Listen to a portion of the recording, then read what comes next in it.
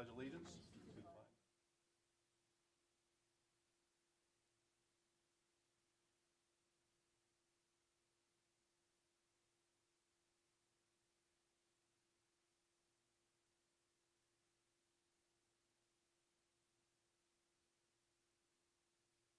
Ask that we have an additional moment of silence to just remember.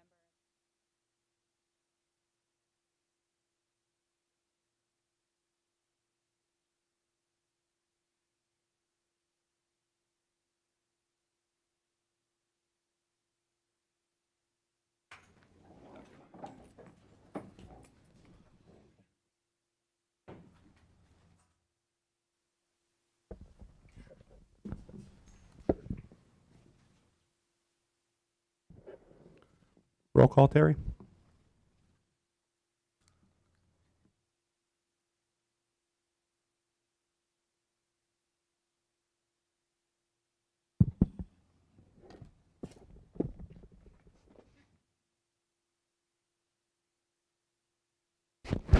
Mr. Brookhart. Here. Mrs. Cooper. Here. Dr. Green. Here. Dr. Gatachu. Here. Mrs. Heater. Mr. Huron. Here. Mr. Reichert. Here. Mr. Vognetz. Here. Mr. Klauser. Thank you. Item 1.3, reading of the minutes. The board will take action to approve the meeting minutes from the October 10th, 2022 board meeting as presented. Make a motion. Second. Any discussion? Questions? Comments? A roll call on this? Can do that. Do it as a consent. All in favor, signify by saying aye. Aye. Anyone opposed? Motion carries. Item 1.4, Committee of the Whole meeting from November 7, 2022. The board will take action to approve the meeting minutes from the November 7, 2022 Committee of the Whole meeting as presented. Do we have a motion? Motion. Second. Any questions, comments? All in favor, signify by saying aye. Aye. All opposed? Motion carries. Superintendent's report 2.1. Enrollment report. We'll start with that. Dr. Need. Not much to report for enrollment. Our enrollment, I would say, is steady, and we currently have 37 students in cyber education. Most of those just a thoughtful choice about the educational needs of those students. So we can just move to my presentation, and before we officially start that, just want to publicly thank our high school administrators and our school resource officers. Get a little closer to the mic. I'm too short for this microphone. In the future, I'll need to, adjust my seat accordingly. But I'd like to thank our high school administrators and our school resource officers for the diligent work that they put into the incident that happened on Thursday, and just really thankful that our students were able to return to in-person learning today in a safe environment. So they really went the extra mile, and I'm really thankful for that.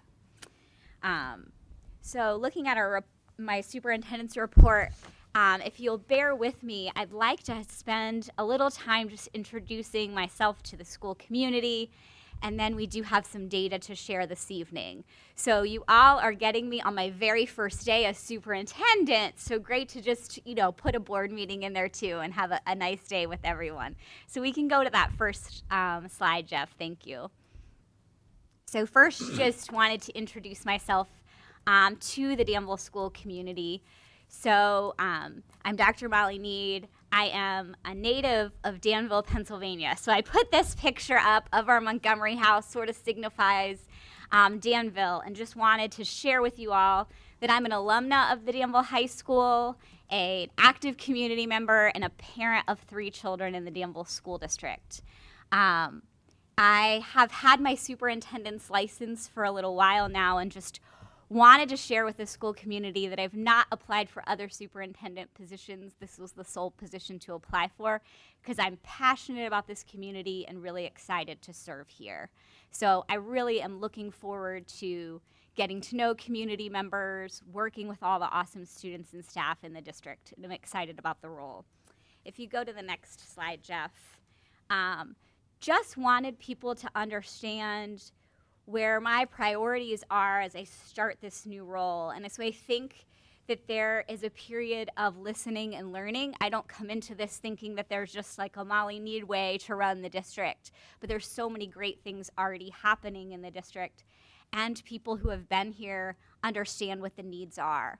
So prior to starting today, I've had an opportunity to meet with every administrator one-on-one and just start building relationships with them, understanding their needs, understanding the things that they really value in the district. I've had an opportunity to meet with board members one-on-one and do the same with them. I have had an opportunity to meet with the primary school staff, the middle school, the high school, and Head Start. And tomorrow, have the good fortune of getting to go to Liberty Valley to meet with the staff there so that I could introduce myself and start building those relationships. I'm setting up small group meetings with teacher teams so I can also get to understand their needs and their priorities for the district. So it's just really important to me that I sort of take a moment to pause, if you will, and make sure that I really understand the needs in Danville. I'll be attending the home and school meetings at the primary school in Liberty Valley this week, so I can also hear from parents about their community concerns. So I'm just super grateful, especially mid-year, that all of the talented people in the district are willing to give me that time and energy so that I'm able to lead the district well. So just thank you to all of the people who have done that. And if we look at the next slide, I think this just describes a little bit about who I am just as a person and as a leader. I think culture building is really important. And so I want to lead from a place where, as a district, we're creating a culture of respect and rapport, where students want to come to school and staff want to be at work, and we all care for each other and respect one another and we trust one another. Culture change can take time, but I'm certainly committed to leading in that direction. And so hopefully people will experience that feeling when we have one-on-one meetings or staff meetings or group meetings or parent meetings or whatever the case is. That's definitely just the perspective in which I want to take. And looking at some early priority areas, Jeff, you could go to the next screen. Again, you see that listen and learn. I think that's really a very important first step for me. You're going to see a lot of things listed out here that are perhaps concern areas in the district that do need to be addressed. So what I would want to name is, first, I'm just asking for patience from the board, from administrators, from the community. It's certainly not possible to address all things that might need changed instantaneously, but we'll work through that process together as a team. I also highlight these areas not to place blame on anything from the past. I actually take sort of November 14th as a time that we should look forward as a district and really think about how we can come together as admin, as staff, as families, as a board to just move Danville in the right direction. But just some of the things that I guess my brain is already thinking about and we're already working towards. So we do have a comprehensive plan that's due in August to the Pennsylvania Department of Education, where you're outlining the future direction of the district. We have an opportunity, I think, as a district to really turn this into a larger strategic plan, a sort of looking forward, document and plan for our district. And we have a wonderful group of community members, board members, teachers, parents, who we had our very first meeting this past Wednesday, and I feel like that was really productive. There's many people in the room tonight that were a part of that, so thank you for that hard work. So that will definitely be a focus area, is just thinking about that future planning. We need, as a district, to have a clear budget process, and we know we've got to have some cost savings coming into our next budget. So it is another area of focus in this role. We need to analyze our curriculum. That's not something that can all be changed at once, but we really need to analyze what's working and what's not working, and that's something that we'll work over as time as a district. We do have 2 contract negotiations with our teaching staff and our support staff that will be up this summer, so I will certainly want to support our unions and our board through that process. We need to be looking at our internal processes and communication to make sure that as a district, we sort of all understand the steps it takes for various things, from how to reserve a room in a building to how to track attendance to, any of those kind of procedures.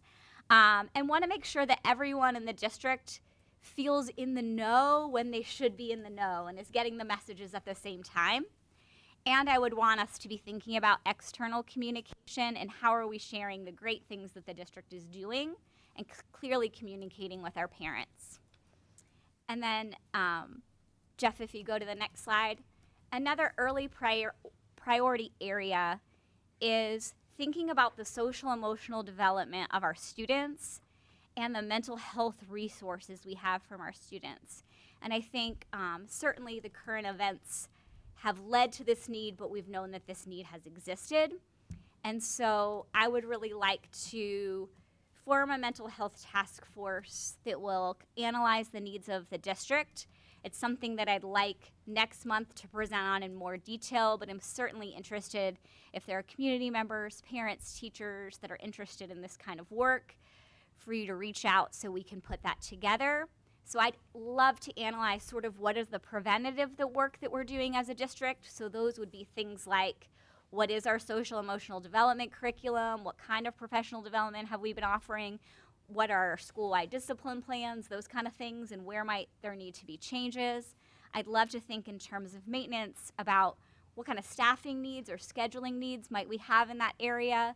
And then ultimately, when we're thinking about intervening, what are our procedures for identifying students? What kind of partnerships can we have with community hospitals and community agencies so we can extend additional services to students in need? So that will be a priority area. I'm going to transition now. So we kind of have 2 presentations in one, I guess, if you will. But we have now received a lot of our achievement data from last year, and we'll also just look at a mini longitudinal data, I guess. So we'll be looking at 19, 20, 21, and 22 in various areas. So first, we're going to look at some PSSA data. And what you're going to see is that we're going to share some proficiency percentages, our rank in the IU, and we're also going to look at it from 2 categories that we're responsible for as a district for our special education students and also for our economically disadvantaged students. So on this screen here, you'll just see grades 3 through 8 that do take the ELA PSSA. These are our proficiency results for 2019, for 2021, and for 2022. And so in this way, you can see sort of a grade level over time, but you could also track a cohort of students. So for example, the 3rd graders from 2019 then become the 4th. In 2020, we didn't have a test because of COVID, so they become the 5th graders in 2021 and then the 6th graders in 2022. And then if you go to the next slide, Jeff, you'll see where we rank in the IUs. There are 16 districts in the Central Susquehanna Intermediate Unit.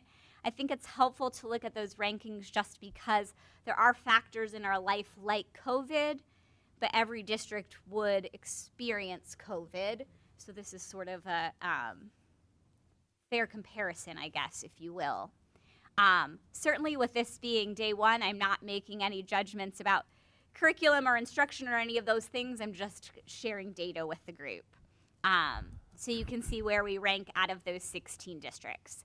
Then if you move to the next screen, you'll see just our overall proficiency level in ELA for 3rd through 8th grade, with the blue band being the percentage of students that scored advanced, the green band being the percentage of students who scored proficient, the orange band the percentage of students that scored basic, and the red being the percentage that scored below basic. And we'll use those colors on the bar graph throughout the presentation as you see future bar graphs. So Jeff, you could go to the next screen. So these would be our students who have an IEP on the English Language Arts PSSA. And again, you're looking at that advanced, proficient, basic, and below basic bands for each of those grade levels. And then Jeff, if you go to the next screen, we're looking at our economically disadvantaged students in ELA with those 4 bands.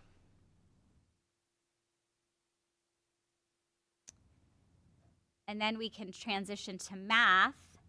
So we'll kind of go through those same categories that we looked at in ELA.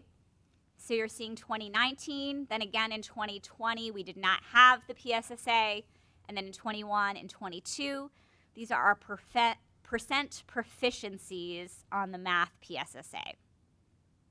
And then on the next screen, you'll see our placement in the IU. So again, our ranking out of the 16 districts in our region. Then we can look at our next screen and we'll see those bands in math. So we'll see that advanced band, proficient, basic, and below basic band for math. And then here are our students with an IEP on math PSSAs. And then you'll see our economically disadvantaged students for math PSSAs. Then we'll transition to science. And these are our proficiency rates. So again, sort of following a similar pattern in 19, 21, and 22. The science PSSA is only given in grades 4 and 8. That's why they're the only 2 that are listed there. And then on the next screen, you'll see our rank in the CSIU at those levels. And that's our proficiency for science PSSA with those 4 bands again. And there are students with an IEP in science. And then we'll see our economically disadvantaged students in science.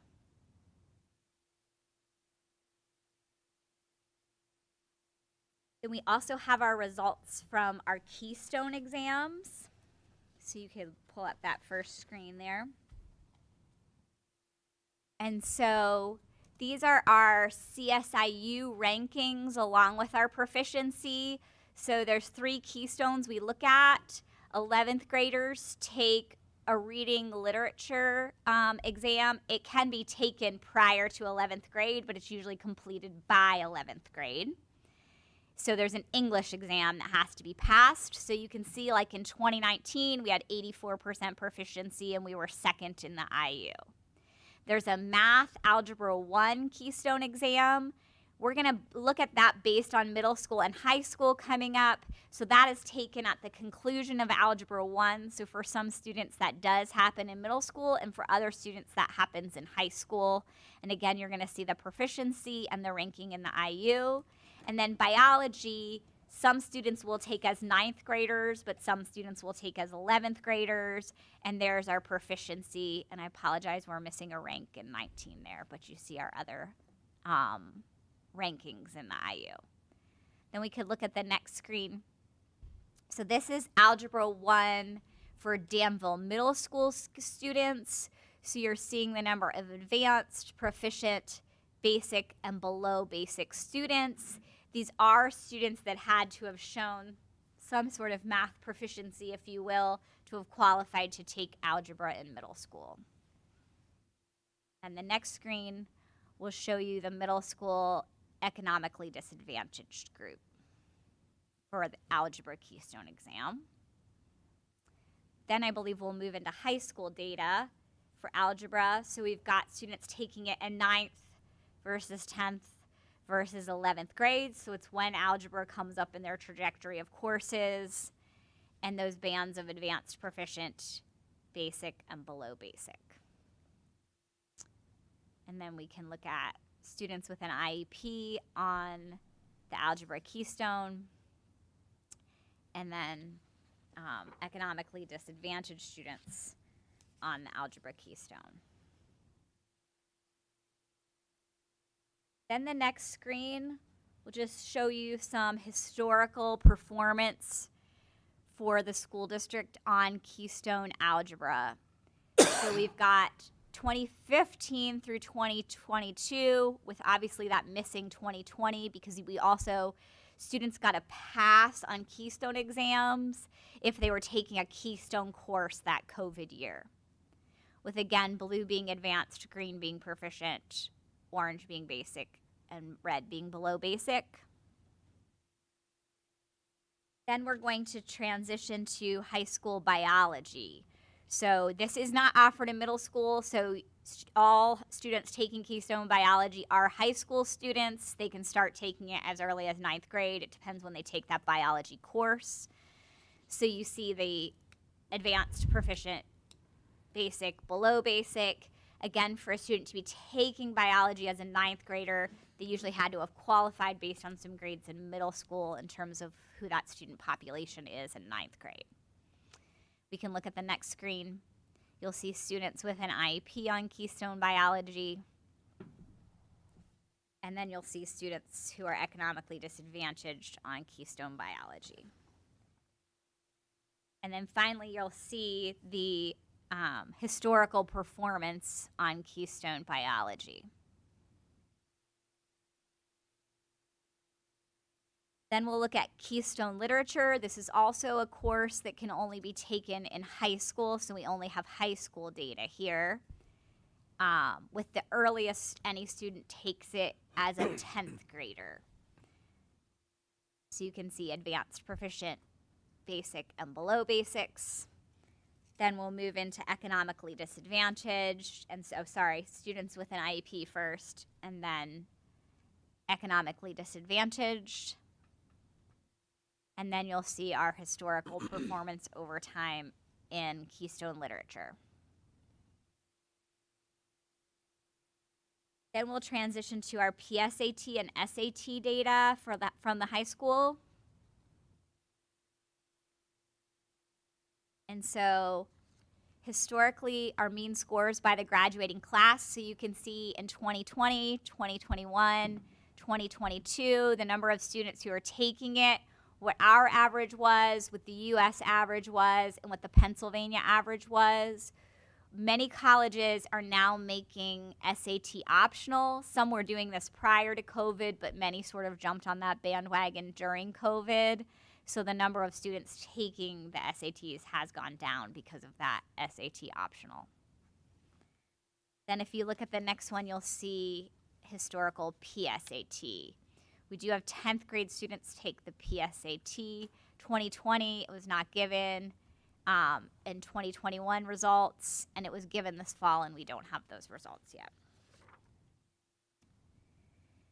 Then the next thing that we'll look at is what's called Act 13 building level scores. And so if you look at the next slide, you'll just see sort of a little information about how this is put together, but this is how the state essentially rates schools, would be the best way to describe it, and ranks them. So looking at a combination of academic achievement, academic growth in that school, and other academic indicators like graduation rate and attendance rate. And so they stir the pot with all of those things and come out with a score for each building. So then if you look at the next slide, if you could click on that, Jeff. Sorry, I was thinking about me running that, I guess, if you will. So if you go back a screen, and could you click on that link? And what you're going to see here, and I'm sorry that I didn't prepare you for this, Jeff, is at the bottom, if you see elementary, and my eyes aren't working well enough there, so I don't know if we can zoom in, but this lists all of the districts in our region, and so you can see where we sit in that listing of elementary. Then we could look at the middle, and we could look at the high school. Thank you for that. So you see that we're down at line 16, which would be 15, because line 1 is actually where it says district, if you will, for schools in our region with a score of 74.2. So the highest score being an 86.9, and then going down to scores in the 60s, but Danville falls at that 74.2. Then if you click on the middle tab, Jeff, we'll be able to find Danville Middle School. Down on the bottom, sorry. There you go. So then we can find Danville Middle. Danville Area School District, Danville Middle. You'll see it on line 10, where we have a score of 70, with the top score being 81.6 down to the 58.8. And then finally, if you click on high, congratulations to Danville Area School District. You see us with a score of 92.1, the top high school score in the region. And if you go back to that original slideshow, Jeff, sorry, I have you dancing all around. The next slide will show that we're actually number 15 in the state. So now we're out of the CSIU region, and we're looking at the entire state of Pennsylvania there with that score of 92.1. So congratulations to all the hardworking folks at Danville High School. I'm gonna transition to district highlights, but before I do that, certainly if there are any board members that have a question or comment here. Anyone have questions or comments? Obviously, congratulations to the high school for being rated first, teachers, administration, support staff, the whole building. That's excellent. I know it's your first meeting. Obviously, I don't want to throw a lot of questions at you. I have a few, Thank but you. maybe if we could revisit this and come back in a month or so and talk in maybe a little more detail. Sure. If anyone else has questions, certainly feel free.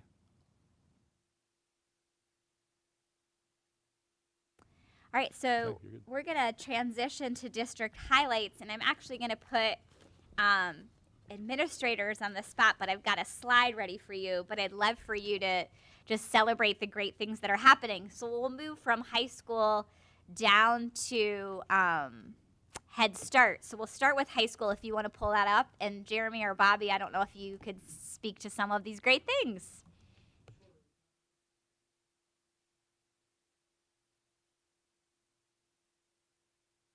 And if you have additional things that I missed, please add those to Jeremy. Sure. The mountain biking team placed first in their competition recently, so I know they're excited about that. I believe it's the second year in a row that they placed first. I believe so. Boys soccer team was a District 4 runner-up and competed in the state tournament. Girls tennis team, we had a number of individuals and the doubles compete in the District 4 playoffs.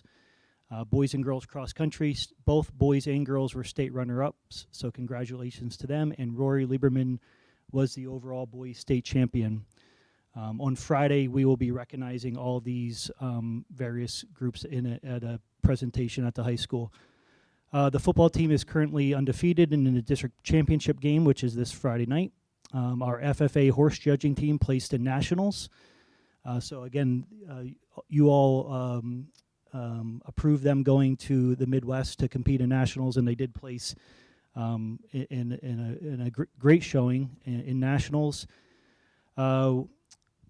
Amy can talk more about the trunk or treat. I don't know if she has on there about talking about the trunk or treat, but we had various clubs who volunteered and did show up for the trunk or treat. Our vet science students continue. There was actually multiple news outlets showcase our vet science with Mr. Wagner, who is taking students to our local SPCA. I believe the latest I saw was Lancaster Online had a report on that, and he also had something on WNEP for the eels. If you know Van, he does a lot with the Danville Rivers and the eels, and so he has some, I don't know what the technical term for baby eels is, but he's got little eels, excuse me, in the classroom, and they're studying those.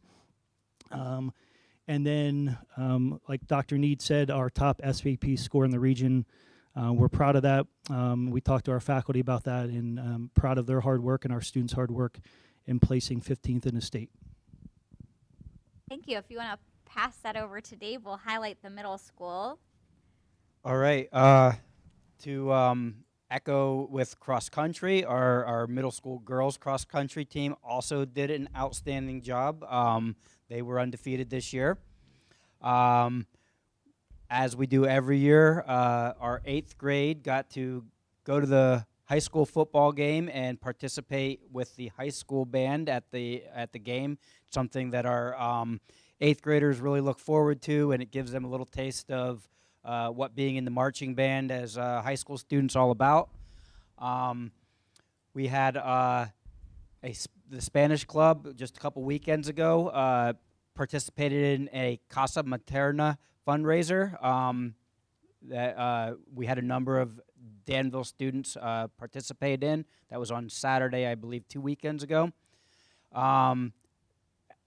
Just to echo again what Jeremy said, we had middle school students that also participated in the primary school's trunk or treat, namely our art and Spanish clubs. We had a number of representatives from those clubs at the trunk or treat. And we had a fall festival at the last day before our professional development day in October on Thursday. All of our students got to go outside and do a number of different fall activities, some games and fun, some competition. And I would like to, publicly thank the high school students that volunteered to participate and help us with that. It made, it was a great activity for our middle school kids. They really enjoyed interacting with the high school kids who were running some of the booths and games. And it was a really successful day for our students. So lots of great things at the middle school. Thank you. Thank you, Dave. And on the next screen, you'll just see some pictures. Jess was kind enough to send some great images of middle schoolers. Then we'll move on to Liberty Valley. If Lee, you could tell us about some of the fun things happening there. Yeah, sure. So we had our awesome fall festival like we do every year. Lots of different stations going on in the afternoon. So we had our Home and School Association create various stations for all grade levels. In this particular picture here, we have our art teacher, Mrs. Madison, and our music teacher, Mrs. Haravi, doing some hand stamping and hand painting that way. So again, we had lots of parent volunteers coming in for that awesome day. Earlier in the day, we had tractor rides. We had popcorn being popped by Home and School. And then you could see the students carrying the scarecrows. So hopefully you've made your way out to Liberty Valley and saw some of the scarecrows that were put up there. So we had every homeroom creates one. And again, we couldn't do it without the Home and School group along with our parents as well. And so a couple running clubs. It's not up here, but our first running club this fall is Kids Run the Nation. They just had their culminating run happen today after school. Dave Snover, you were part of that, weren't you? Yeah, so parents were involved in that along with our students and our advisors. So thank you to our club advisors for Kids Run the Nation. But our Girls on the Run Club, it's one of the largest Girls on the Run clubs in our area. They are making kindness kits for the families staying at the gatehouse. So if you've seen a Press Enterprise article, I believe Jerry went ahead and did that one, but they had a nice article in the newspaper regarding the kindness kit. So I just want to publicly thank the students for doing that, but also our advisors, Lauren Day, Carla Mays, Christine Coons, and Carol Burke, who helped spearhead that project with our Girls on the Run. Thank you so much. And we'll go to Amy for the events at Danville Primary School. Last but not least, the primary school. So we hosted Trunk or Treat, as everybody had said, which is an amazing community event. It began as just a primary school event, but then quickly grew and expanded out into the community, which is amazing. The presence of all of the high school students and the middle school students was just phenomenal, and it was a great night. We had Rock Your School, which ended up being extremely exciting this year. We had a band come in from State College, and they performed for our entire school. Our Home and School, of course, helped fund that, and it was just an amazing day. So the students, along with the concert, participated in Rock Your Mental Health. So they decorated rocks with high school students from SPM Club, and then they put the rocks around the different schools, or I'm sorry, around the campus from high school and primary school. We also had Fire Safety Day, which was wonderful. The fire chiefs came with all of their fire trucks and taught the students some tips on how to be safe in the event there was a fire. So that was very successful. And some things that are not pictured, and kind of going off of our successes in cross country, we have our Kids Run the Nation going on here for the second year, which is extremely successful, and we will have our event on Wednesday. So that will be the final, and then we'll run it again in the spring. And we also are piloting something called Morning Milers, which we're just getting kids up and moving first thing in the morning. They go and run laps, and what we're doing, and Mrs. Bartholomew is kind of heading this, but we are having students run across the United States. So it's very exciting. Kids look at the bulletin board and see how far they've run, and it's also a great start to their day. So thank you. Thank you so much. And then at Head Start, last month was Head Start Awareness Month, and just shout out to June Heater and her husband. They helped the students at Head Start celebrate. They brought the ice cream truck, and June read a story about ice cream, and they all got to celebrate together. So certainly thankful to the Heaters for that, and thankful to our hardworking staff at Head Start. And thank you. That concludes my superintendent's report tonight. Okay. Excuse me. Thank you. Yes, before we move on, I think I'm going to say what you're going to tell me about. I do need to announce we had an executive session before the meeting tonight on personnel issues, a student issue, and to have an informational session with our council. Is that it? So, thank you. I also was remiss. I think I stopped when I was congratulating the high school, the students, more than anyone. Absolutely. Congratulations to all of you. It's a great honor, and to our students as well. So let's move through our agenda here.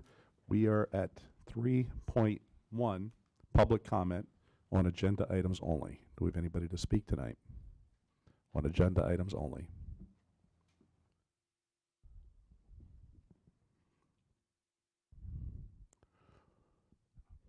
What's the board's preference in terms of modifying? Would you like to continue to? Would you like to consider that?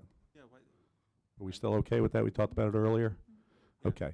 All right. I believe what we're going to do is we're going to modify the agenda tonight, if that is okay with the board, to allow people to speak on non-agenda items at the beginning of the meeting, and then we'll have another public comment at the end.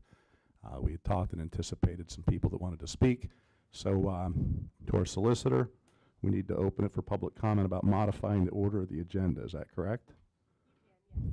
Even with it being a non-voting topic, it's still should do that to be safe? Yeah, just to cover the base. Okay. Do you want to tell us what you'd like us to say to do that?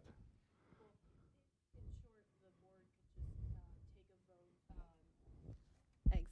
The board could essentially just take a vote to modify the policy to permit the 15.1, essentially that portion to be held at the beginning of the meeting, and then that way you wouldn't need public comment. Can I have a motion to modify the policy to alter the board agenda to allow public comment on any item at the beginning or now, as well as one later? Do I have a motion? I so motion. Second. Any comments, questions? Now open for public comment? Yes. Open for public comment on the modification of the agenda?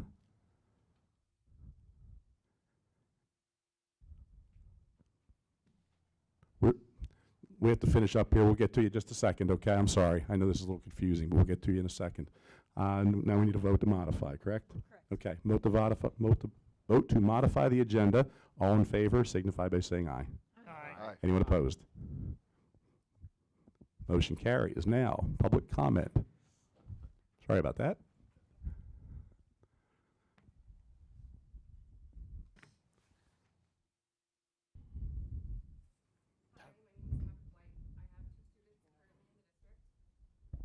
Excuse me, could you turn on your microphone, please? Just hold the turn button green. down. Just You hold see it, green, hold it's it. on. There you go. There you go. Okay, is that better? So my name's Tabitha. I have 2 students in the district. As most of you know, I have already emailed you prior to this meeting, and I don't feel that what I said to you needs to be public, but this is what I want the public to know. It is my understanding that the newly hired psychologist hired in the district is currently housed and works with children with disabilities. Is this true? If so, why is this not the case when the hiring of this position was labeled originally as a way to help students with mental health? You don't need to comment. I'll be at the next meeting to find out. There have been issues of disconnect between students and members of SPM to guidance counselors or administration due to the message having to go through others. This appears to be ineffective. It's also caused instances of misunderstanding. Is there something that we can do to change? Most importantly, what help has been provided by the district to the guidance counselors, to the students? There needs to be more in place to help them. That's all. Thank you. Thank you. Additional public comment? Anyone else? Come on up.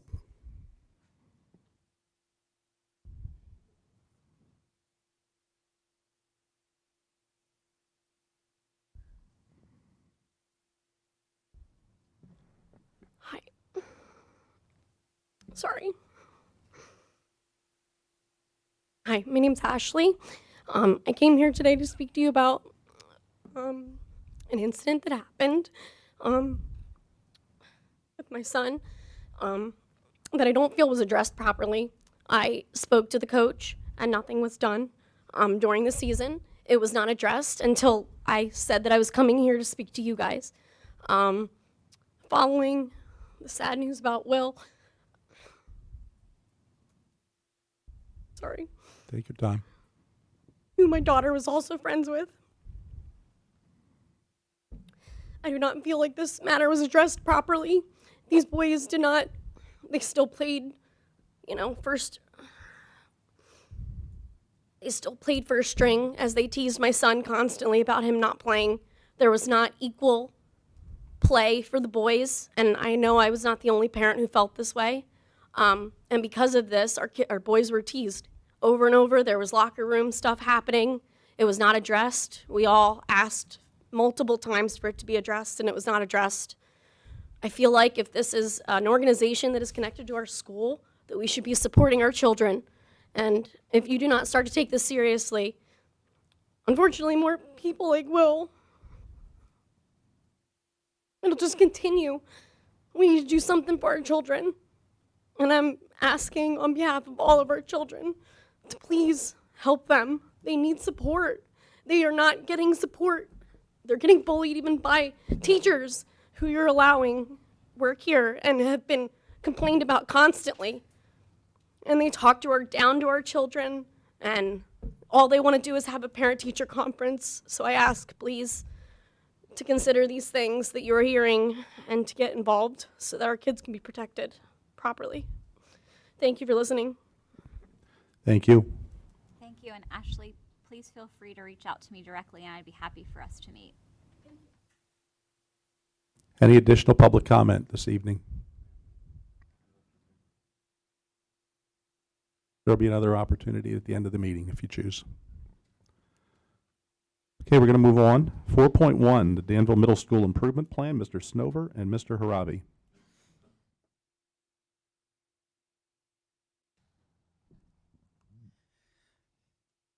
All right, good evening, everyone. I'm really going to turn the mic over to Mr. Haravi here in just a minute. To his credit, this is really a lot of his doing. He's done almost all the legwork on this. He certainly put together this fantastic presentation, and really organizing where we're at with this at this moment in time is almost 100% all Tom. So I can't take any credit for this other than he comes to me with the ideas, and I'm very, very happy to typically say, yes, absolutely, let's run with this. So what this started out was, Tom has been at the middle school for a number of years. This is his first year as a full-time middle school teacher. And he came to me at the beginning of the year, back early September, and said, wouldn't it be really, really nice if we just had some trees out in our back field? If nothing else, then to block the sewage treatment plant from our school, which I thought, that's really easy. Of course, yeah, let's do that. Let's get some trees.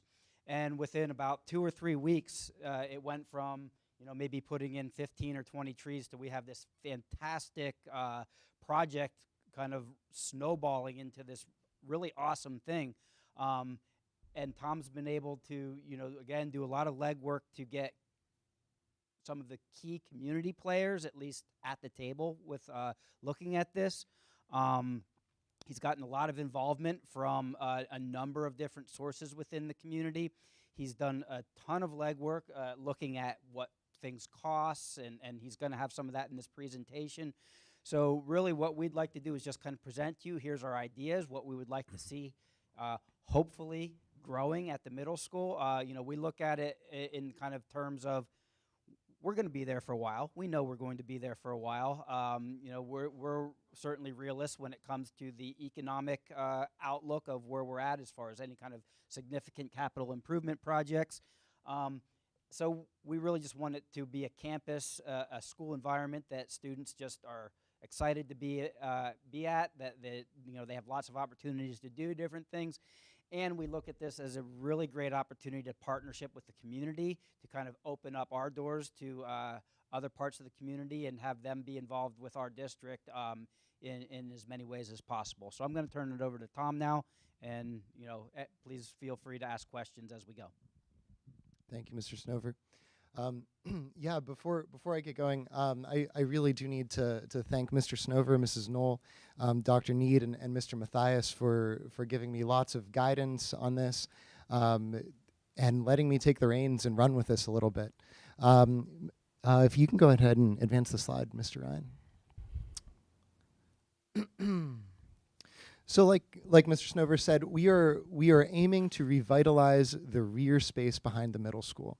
It's about 5.5 acres of pretty much undeveloped land and the 6 tennis courts that also reside there.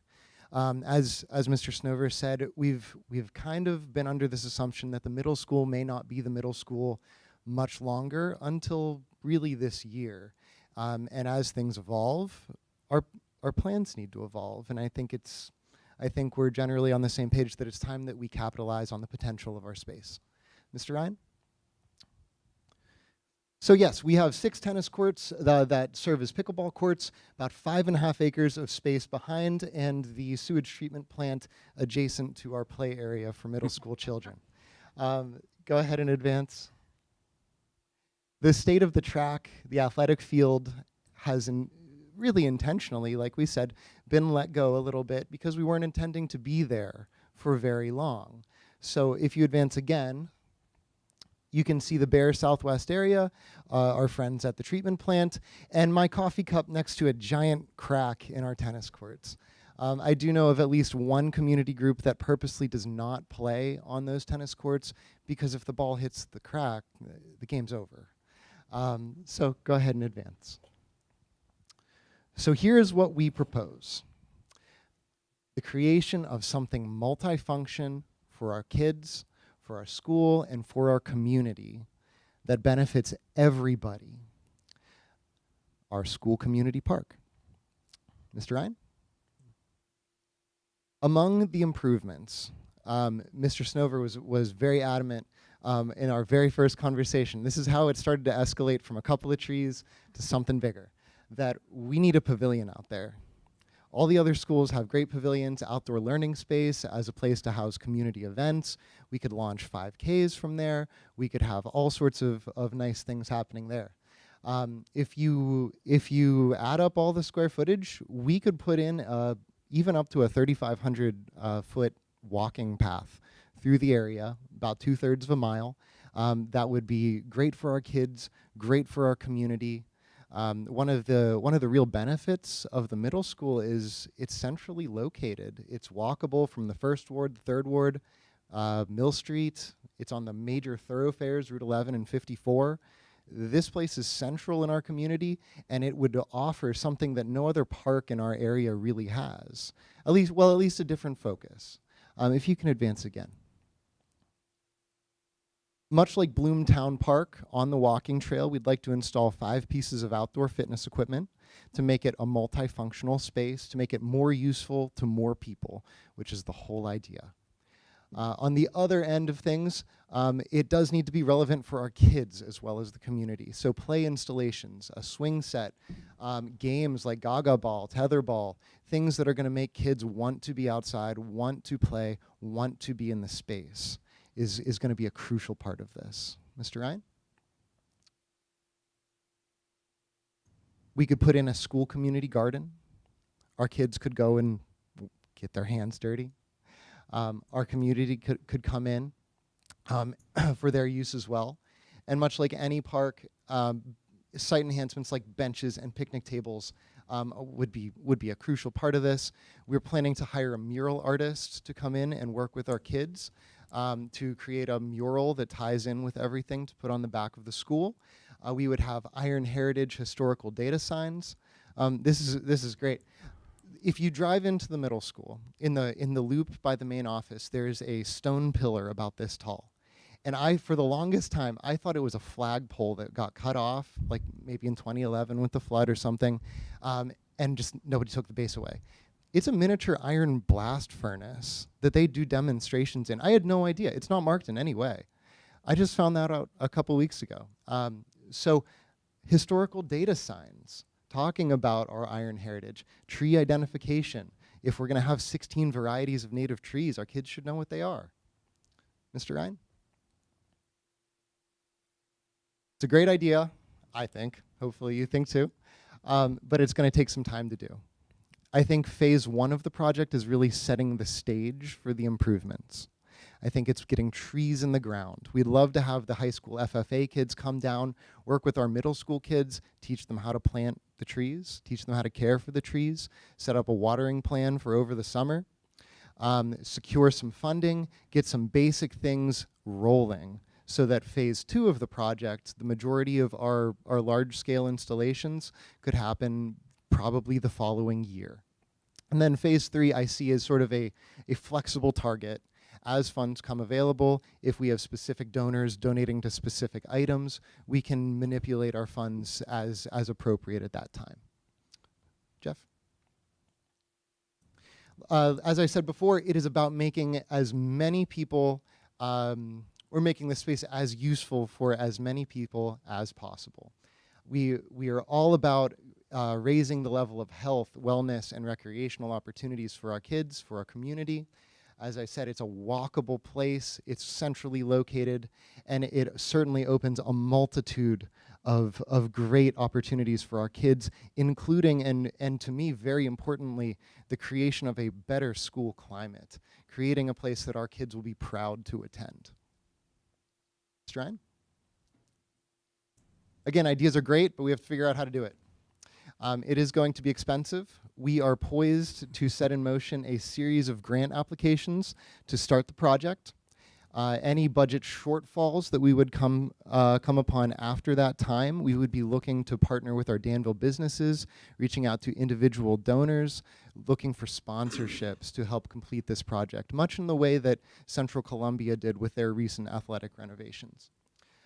We would hold funds in the Community Giving Foundation in our already established Ironman Fund, and all of the donors would hopefully, if you would be agreeable to this, receive some sort of signage, name recognition for their charitable gifts.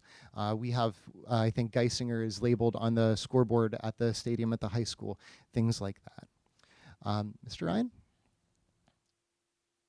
We think this is a great idea because we have started talking to people just to gauge interest, just to gauge, will people think this has value?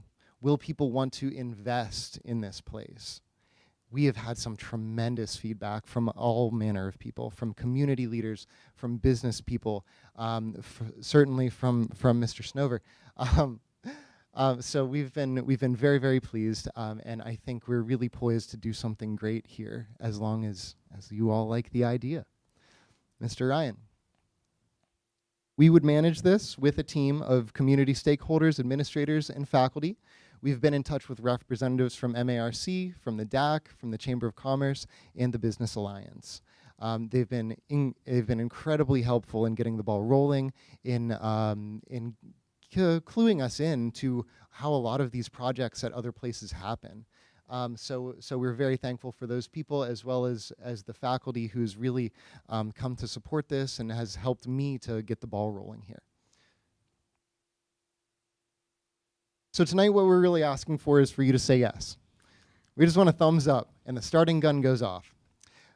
We would also ask that you, at the next voting meeting, list 2 pieces of obsolete equipment that we have at the middle school for sale. If you recall the Danville Middle School auditorium, there are 2 large wooden speakers up on the wall. They're organ speakers from about 1965. We haven't had an organ at Danville Middle School. I couldn't tell you when we did, but we very likely won't ever get one. They do, however, carry a little bit of value to people who play music of that era, and we very likely could sell them for a couple $1,000s. So what we would ask is that if we would get proceeds from that sale, that the board would consider earmarking those funds to kickstart our project and help get the ball rolling. You look like you want to say something. So, you know, a big, I think, selling point of this, obviously, aside from the huge benefit to the middle school and the students and the community, is, you know, we're not looking to fund this through the district. You know, as Mr. Haravi alluded to, our goal is to absolutely fund the vast majority, if not all of this, through grants, corporate sponsorships, private donations. So, you know, we want to do this on our own. We don't want to ask, we know what the financial situation of the district is at current, and we're not going to ask for money to do kind of what we look at as, you know, it's great for everyone, but we wouldn't ask the board to even consider funding what we're looking to do. But as Tom and I talked about this, and we said, you know, it would be really great just to get something started immediately, just to show, hey, we're making progress on this. We mean what we're talking about, and we're gonna move as quickly as we can to get as much of this done as we can. That's when, you know, so over the last 7 years, there's been a number of people that have come to me and said, hey, do you know what you have up on the walls up there in your auditorium? And you know, like, looks like some old wooden speakers, but they said, well, they actually have real value to people that are into, you know, producing music, and you know, there's studios that want that, there's musicians that would want those speakers. So that's where I kind of got the idea, well, they have been sitting up there since 1965 and probably haven't been used since about 1975. Let's see if we can market them. We can put them on a public auction. And I suggested to Tom, maybe we just ask for the board to at least consider, if we sold them, of course the money goes into general fund, but give us permission then maybe have our business manager earmark those proceeds to use to get the ball rolling on some trees and other things purchased to get something maybe in the ground this spring. So that's our really only request when it comes to finances at this time. So, you know, is there any questions from the board regarding this project? Any comments, questions from anyone on the board? Dr. Green. So if the board agrees to sell those, and I did this once before at the swimming lessons, but I will agree to find funding matching whatever you manage to sell them for from other donors. Thank you. I appreciate that. Other comments, questions? Go ahead. Also, if you guys send a letter to the American Legion, I'm sure 2 of their entities in the Legion will donate. Thank you. Other comments or questions? I have a couple things I'd like to say. First of all, this is great. I really appreciate what you brought forward. Second of all, I think your premise that we're going to be in the middle school for several years is probably true. I've been on the board, I think, 8 months now, and I don't even think we've had a discussion on moving out of it yet. The feasibility study that was done is quickly becoming obsolete. You know, the long further is in your rearview mirror. I think the department have only recognized those for 2 years. So it's great. It's showing some vision. All of our kids go through every building in this district. It's not a neighborhood elementary district. They see all of them, and they have every bit as much right at that point to have a nice learning environment as anyone else. I only speak for myself, but I would not go so far as to think the district couldn't contribute in any way. I appreciate what Mr. Mathias brought to us. I know we have some challenges fiscally. I'm more of the mind of reprioritize and reallocate rather than say no to things that help kids. So I think we should have discussions about anything that comes before us. And Mr. Mathias did a great job with this. But remember, he said this is all up budgeted figures. We don't have an annual financial report yet. That's coming in a couple weeks, so we don't know exactly where we stand at this point. You know, we know we have some challenges, but I'm all in, and I can tell you from past experience at Berwick, we had great success getting corporate money just by asking. It's as simple as that. You know, school districts are a great place to advertise because there's a lot of people coming through at every event. So, anyone else? Thank you, Mr. Brookhart. Thank you both and everyone that contributed. Appreciate it. All right, Dr. Need? Thank you. I'd just like to thank Mr. Snover and Ms. Knoll for just the positive culture that they're building at the middle school. It's just evident when you're in that building. And certainly Mr. Haravi is an excellent band teacher, and I've personally got to experience him as a mom of 2 of my kids in the band, and does a fabulous job. And this is, of course, just above and beyond any of that work. So the idea that we have teachers who are going to school, doing their job, but also thinking about how to make that school environment better for kids is awesome. So thank you both very much. Thank you. 5.1, school and property supplies consent items. The board will take action to approve items 5.1 through 5.12, inclusive of all of those. Board members have the option to remove any item or items from the school and property consent items for discussion or to be voted on individually. We have a motion to approve. First of all, is there anyone that has anything in the series starting with 5 that they would like to see removed? I believe we do that before the motion.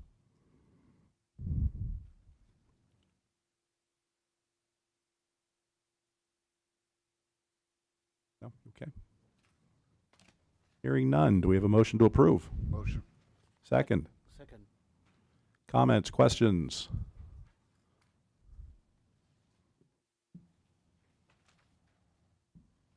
Roll call or consent? Roll call. Yeah, got it. Roll call vote? Mrs. Cooper, Yes. Dr. Gadachu, Yes. Dr. Green, Yes. Mr. Huron, Yes. Mr. Reichard, Yes. Mr. Vognetz, Yes. Mr. Brookhart. Yes. Item 6.1, drama production. Board will take action to approve the Addams Family for the High School Drama Club spring production. A motion to approve. Motion. Second. Second. Questions, comments? And this, Dr. Need, has been reviewed Correct. by the administration, correct, for content appropriateness? Okay, thank you. Any other comments, questions? Roll call? Dr. Gadachu, Yes. Dr. Green, Yes. Mr. Huron, Yes. Mr. Reichard, Yes. Mr. Vognetz, Yes. Mrs. Cooper, Yes. Mr. Brookhart. Yes. 6.2, out-of-state track meets. Board will take action to approve out-of-state travel for the track team to attend the indoor track meets as listed. There will be one school van used for each track meet, and there will be no additional cost to the district. Number 1 is January 20th and 21st, 2023, New Balance Games, Armory Track, New York, New York. Second one, February 2nd through February 4th, 2023, East Coast Invitational in Virginia Beach, Virginia. Third one, March 9th through March 12th, 2023, New Balance Nationals in Boston, Massachusetts. Do we have a motion to approve? I motion. Second. Comments, questions? Is this an indoor track? Is this a team, a club? This is winter track. Winter track. Is that a club, though, or is that an interscholastic? Mr. Wynn, I see you nodding. That's a club? Okay. All right. Thank you. Any other questions, comments? Derry? Dr. Green, Yes. Mr. Huron, Yes. Mr. Reichard, Yes. Mr. Vognetz, Yes. Mrs. Cooper, Yes. Dr. Gadachu, Yes. Mr. Brookhart? Yes. Number 7, curriculum and management report. Dr. Need, do we have anything in that area? We do not. Okay. Number 8, school community relations. Anything additional? We do not. Okay. Number 9, finance. October 20, 2022, finance reports. We have several attachments. You need time to take a look at any of them. And we do an approval on them, correct? That's a roll call? No? There's Just for your review. no, Okay. Just there for information. All right. 9.2, October 2022 cash receipts. You have those as well. And then we'll do action on 9.3, bills for payment, October 7, 2022 through November 9, 2022. The board will take action to approve the bills for payment for October 7, 2022 through November 9, 2022 as presented. Motion to approve. Motion. Second. Any comments on the bills? Roll call. Mr. Huron? Yes. Mr. Reichert? Abstain. Mr. Vognetz? Yes. Mrs. Cooper? Yes. Dr. Katachu? Yes. Dr. Green? Yes. Mr. Brookhart? Yes. Number 10, personnel. 10.1, personnel consent items. The board will take action to approve personnel items 10.1 through 10.22, inclusive of all numbers.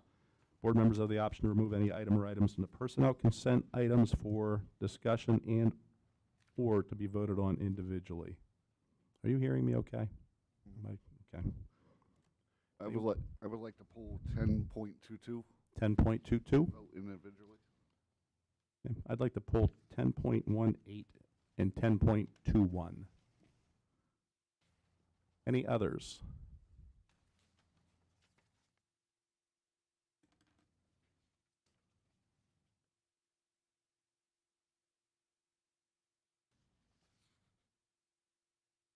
Okay. Let's start with the ones we're pulling. Questions, comments on those, and two of them are mine. And let's go in numerical order. So I'll start with 10.18. Let me find it here quickly. Department leads. One thing I noticed in department leads guidance is that we have standardized testing and 339 in career counseling. Is there more than one guidance department lead? Do we know, or is it? I was curious why those two things were listed instead of just guidance. Do you have any idea? I know you're new. I do not know the answer to that. I'm not voting against it. I'm going to support Right. I'd it. be I'm just happy kind of curious if you Find out could, for you. because I can wait for the answer and just vote tonight. Okay, I'd be happy to find out for you. Okay, and obviously I've been discussing the career pathways thing a few times. 339 and career pathways are not necessarily the same. So 339 I'm fine with, and I'm curious about the standardized testing piece as well. But if there's not an answer tonight, that's fine. I'm fine with going forward with the vote. And the second thing is, and I brought this up a few times, 10.21, the coaches.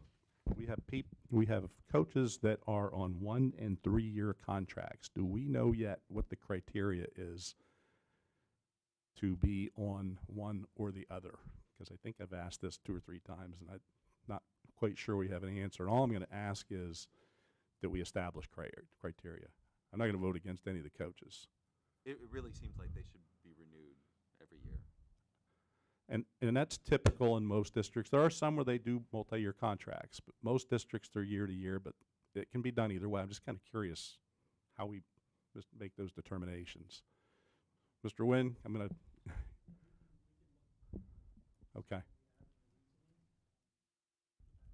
And how about tonight? We have, a couple of them say 21, 22, 23. Does that mean they're in their last year? Is this 22, 23, or is...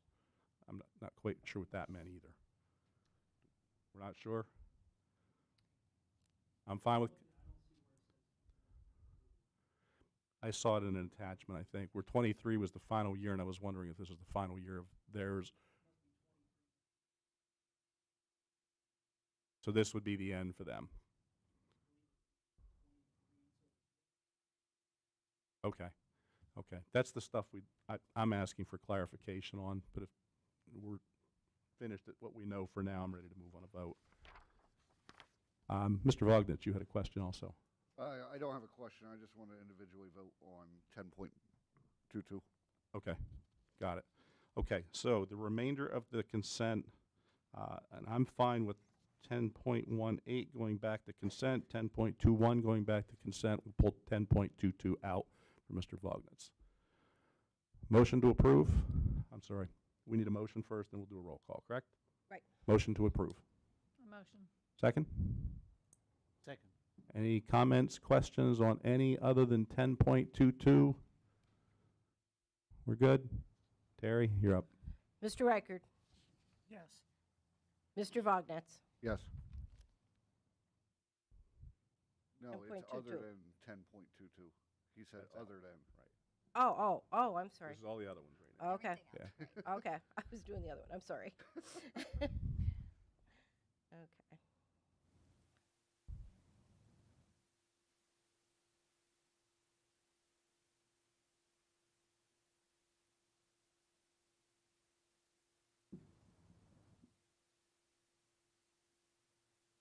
Okay, Mr. Reichert, Yes.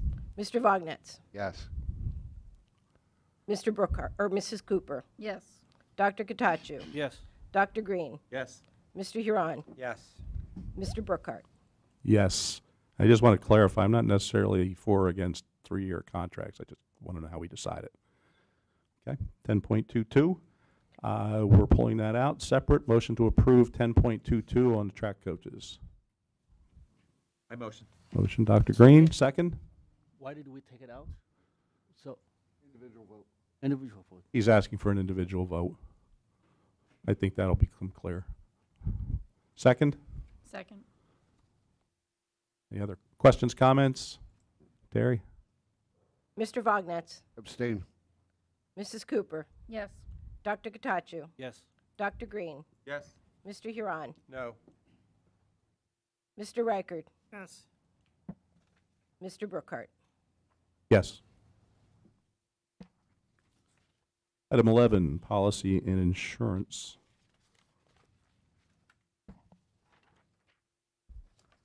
Anything in that area? I think we'll pick up on the CS Trust later, so nothing else? Right, okay. Item 11.1, second reading, policy 008, organizational chart. The board will take action to approve the second reading of policy 008, organizational chart as presented. A motion to approve? I Move. motion to approve. Dr. Second. Katachu, and second, Mr. Vognitz. Any questions, comments?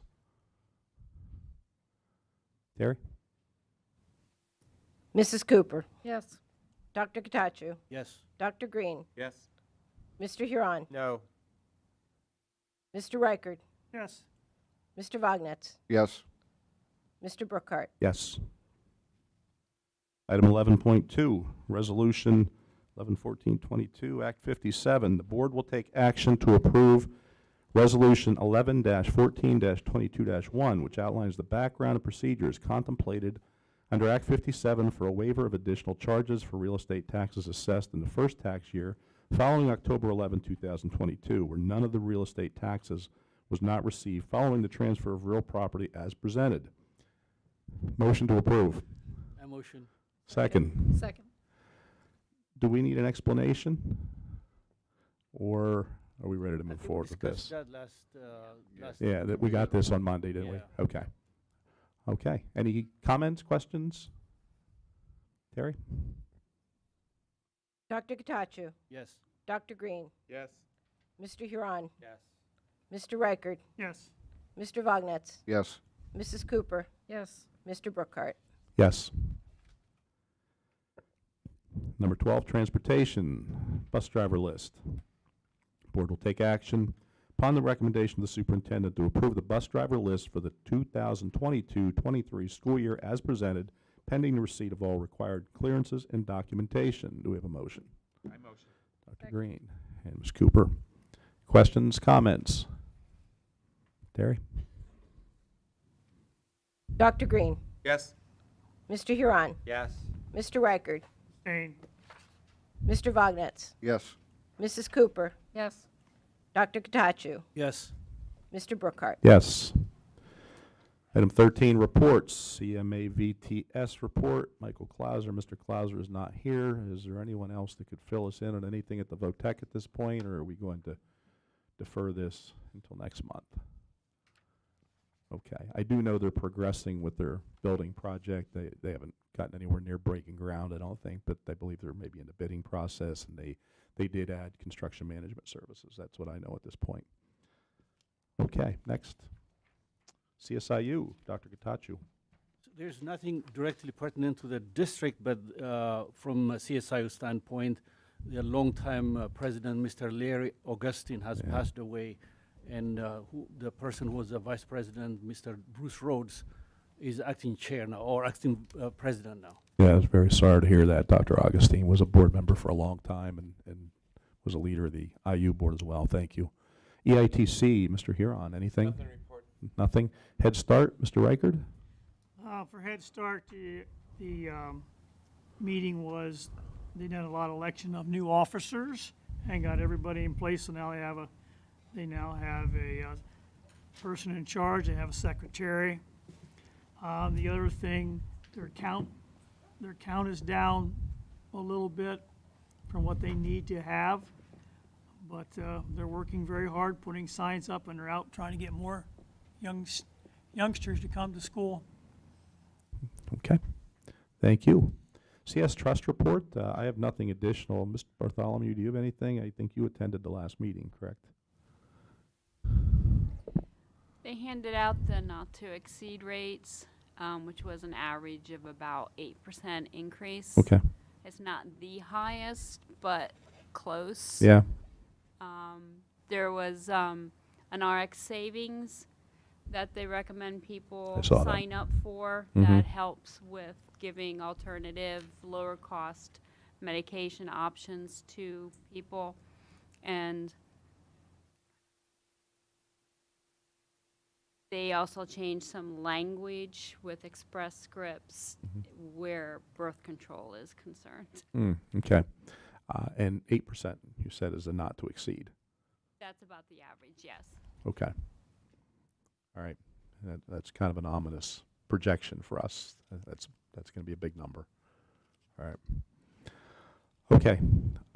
Board concerns and items for the next meeting agenda. Do we have anything additional that we would like to discuss and bring into our December meeting? Mr. Vognitz, we were talking about the transportation issue as well. I knew you had mentioned this before. This is something you wanted to get into the discussion item in December, correct? Yes.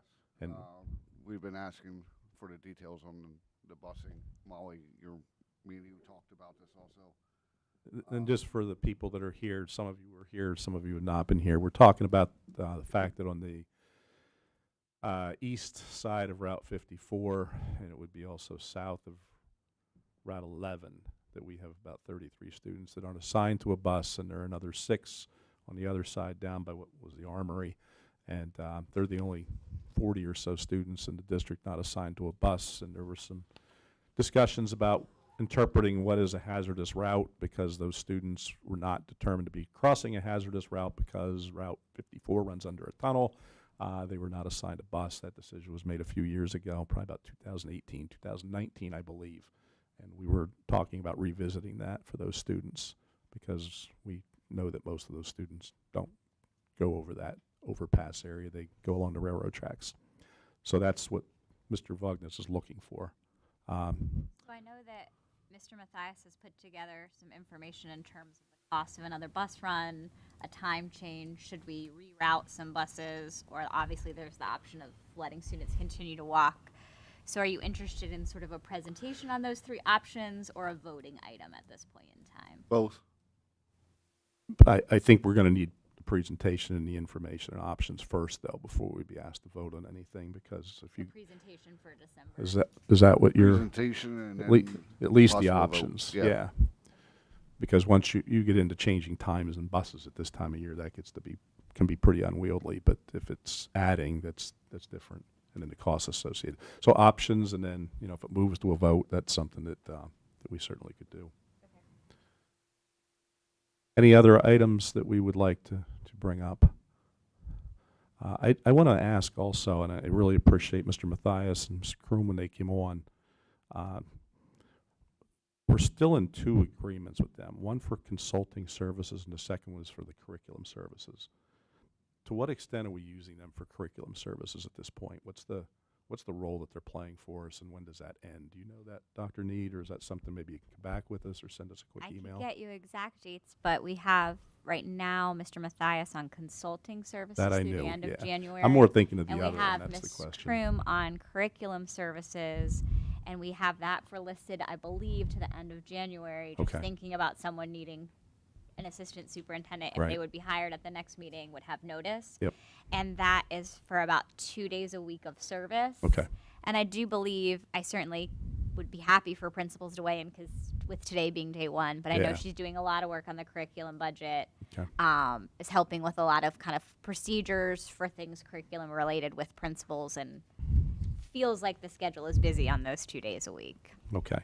And the last thing I want to bring up, and I'm not looking for a response at this point, but I know we had a presentation, and I apologize that I wasn't at the meeting, about budgeting procedures.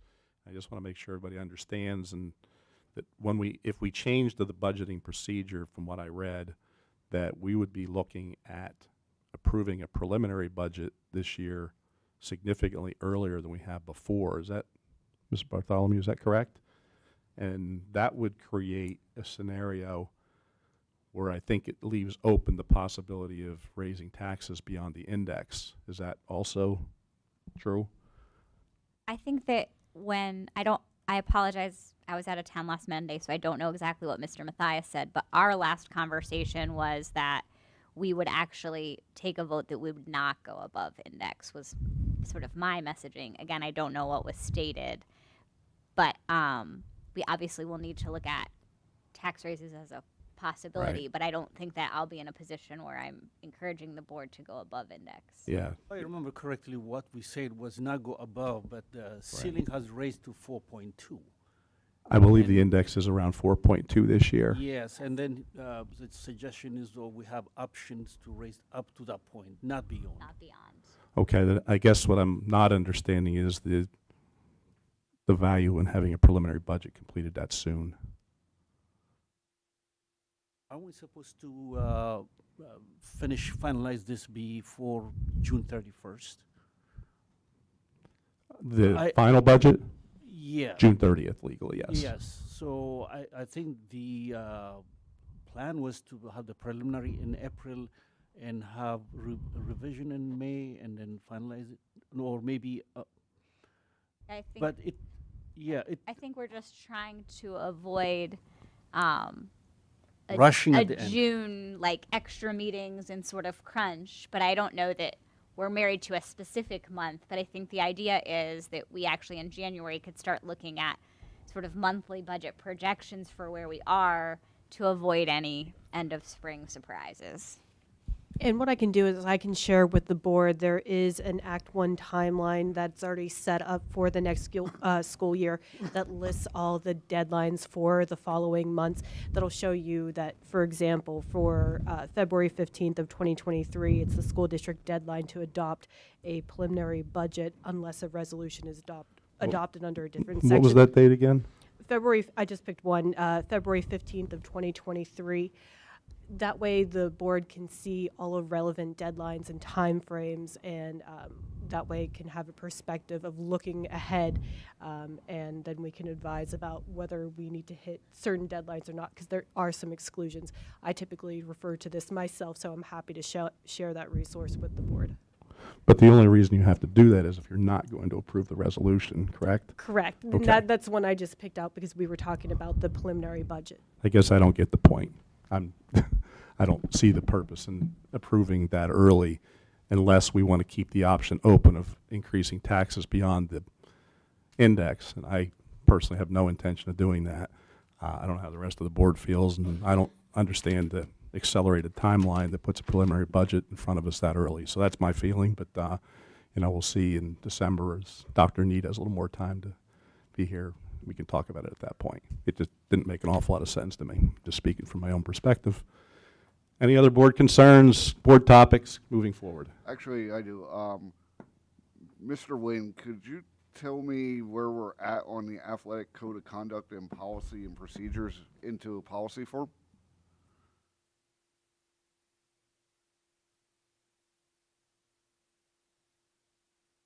And we made it aware that we were going to support it into a policy. I was just wondering where it's standing. And certainly this just could have been missed in transition, but I know that there was some discussion, but wasn't sort of, I guess, in the know to know that you were ready to look at it as policy, but I'd certainly be happy to look at that. Okay. I'm going to say one more thing. Sorry. Policy 602, and I appreciate what Harry brought. I know Harry well. Policy 602 states, under authority, the budget shall be designed to reflect the board's goals and objectives concerning the education of district students. I just want to make sure that we're heard, we're involved, changes in procedures. There should have been some kind of discussion with the committee of the district. We do have those, if we remember. We haven't met in a long time separately, but in the future, before we make that kind of change in procedure, I'd certainly want that run through the board. I don't feel that it was done to the level that it should have been done. Just my opinion again. Anything else? Okay. We have another public comment session. If there is any further public comment,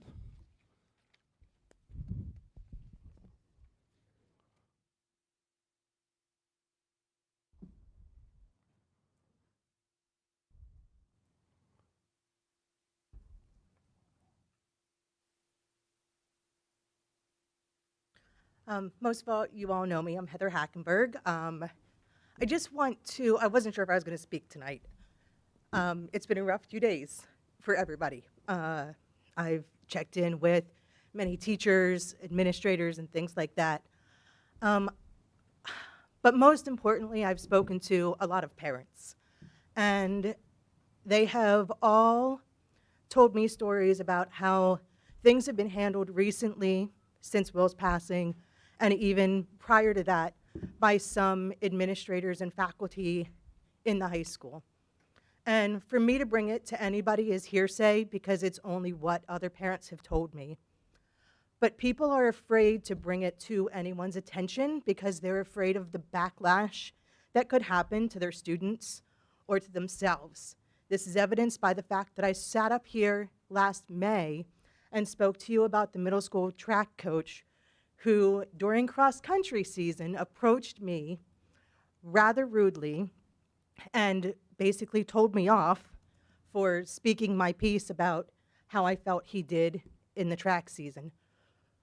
That is the current culture and concern that we as parents have, even in the midst of a crisis like the death of a student. Thankfully, Mr. Wynn, Mr. Grozier, the district did take the issue that I had with Sydney seriously. But every day I send her to school concerned that that student will know that the reason that there was something said to him is because of Sydney. Thursday and Friday with the threat of violence really shook me. It shook everybody. But having your student threatened and pointed out in a threat and then having something like that happen is petrifying.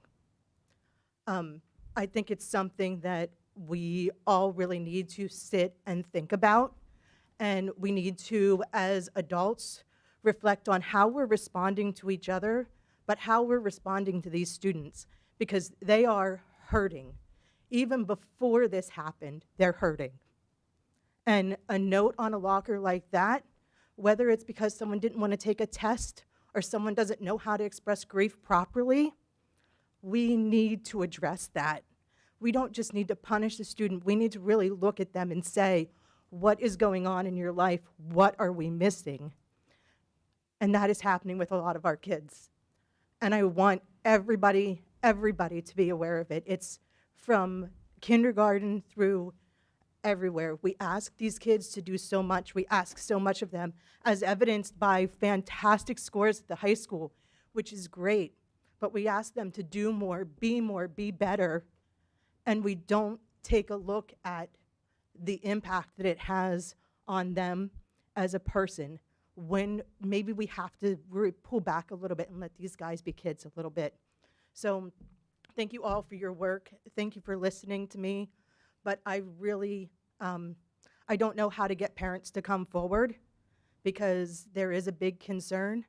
I know there are some people that have told me that I can share their stories, and if anybody wants to hear them, I will compile them into an email and send them to you.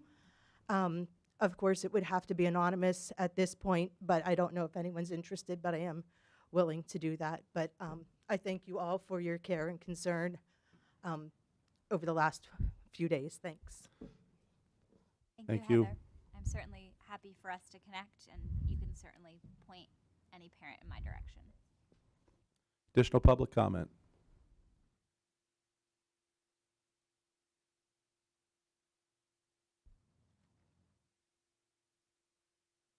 Hello, my name's Nicole Freese. I also have a daughter in the district, and I really want to just echo what some of the other parents were saying. I'm very hopeful for change within the district. I'm also, I've gone through the district myself. It's very nerve-wracking to see my daughter go through the same things that I went through as a child and all through school. With the mental health and the bullying concern, I think that it reaches much farther than anyone really knows.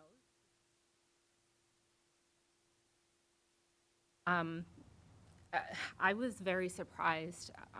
My eyes opened after this tragedy, and talking to other parents, seeing how many kids that I thought were the popular kids are really getting picked on and dealing with this every day. It's absolutely horrible. The other thing I wanted to talk about were the sports and the clubs and the academic things. Really, the mental health and the bullying is holding our students back from all of the opportunities they have.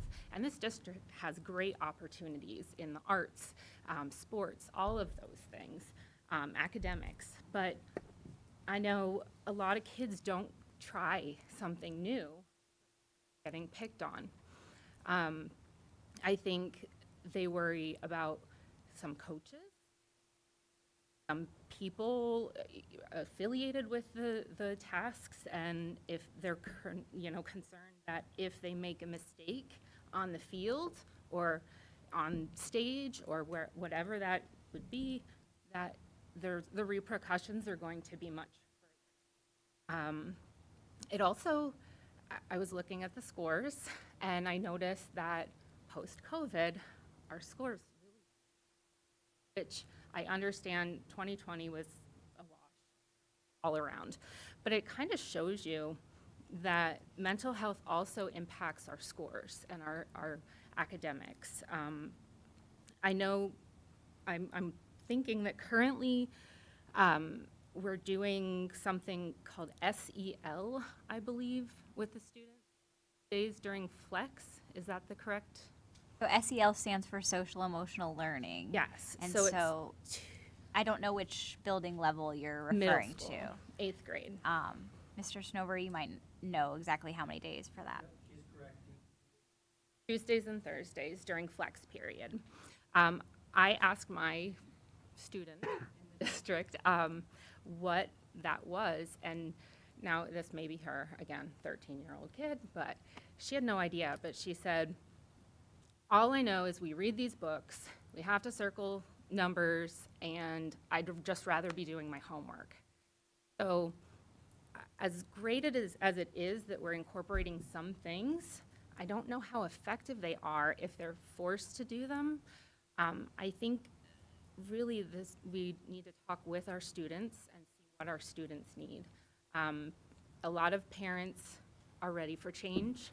I don't typically talk in front of and I'm willing to do whatever it takes for my daughter. I'll be quite honest, I'm scared of her going to high school next year because I know how difficult things are in the middle school.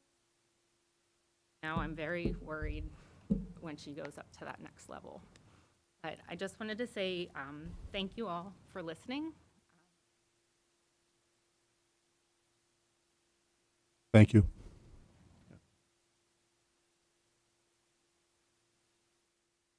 Additional public comment? Anything else from the board? Dr. Green? I'd just like to say thank you to everyone who came in front of us and expressed concerns surrounding this. And I want to encourage the public generally. This is a brand new start with Dr. Need. And this is an opportunity if you have concerns. I'm sure she'll be happy that I'm going to say that she has an open door, but this is the time to bring those concerns and specifics forward. If there are issues that you have or have been wanting to talk to someone or haven't felt heard, I think this is your opportunity to do it because you have someone coming in fresh who's a neutral arbiter who's looking at everything with a new set of eyes. So I would really encourage you that if you think there are significant issues that need to be brought to attention and haven't felt like they've been addressed adequately in the past, now is a really good opportunity for you to do that. Thank you. I certainly am welcome. I'm very happy for people to reach out. And Nicole, I look forward to our upcoming conversation. And I think also some of the things that you mentioned are exactly in like looking at a mental health committee, things that we want to address. So like how are our social emotional learning efforts working right now and where can be areas that we can improve them. And so we're definitely looking for parents and community members that are interested in joining us in that work. So thank you. I appreciate all of you. Some of you had already reached out, and I'm hopeful that we'll connect, and certainly open for other parents and community members to reach out. And I do hope some of you are willing to participate in that community. I have every intention in being part of that community if the board allows me to be part of it. So I'm hoping a lot of people, and people who aren't here today who've reached out to me in the past, will give their time and effort, because this is definitely an important issue. And we have to do it in a thoughtful, sort of non-emotional way as we sort of think about what the best way is to serve the needs of our kids.